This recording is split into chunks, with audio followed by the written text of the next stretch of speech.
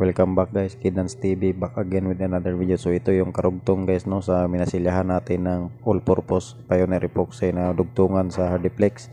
So ngayon guys ay paprimeran namin ito gamit ang liquid tile primer. So ayan guys, liquid tile primer yung ipa-primer namin sa mga epoxy. So balik kinabukasan na namin pinaimeran yan guys kasi alanganin na sa oras yung kahapon. Kasi 4 hours yung epoxy bago primeran guys no. Langanin na sa oras kaya ngayon na guys kinabukasan. So ayan primeran na lahat yung ano guys, yung mga epoxy. So saglit lang yan matuyo yung primer yan guys kasi solvent base yan. So ayan guys no. So hindi siya umbok.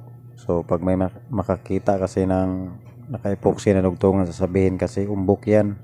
So ayan guys, sinukat ko yan. So medyo lubog pa nga yan eh.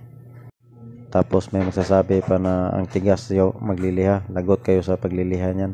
So kami naman guys ay hindi kami diyan sa epoxy nagliliha kasi may mesh tape yan.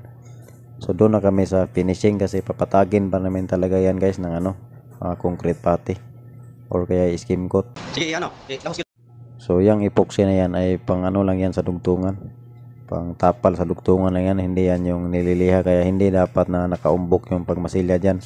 Butas lang yung pinapasukan. So bubuhin pala namin to ng ano guys, masilya para maganda talaga.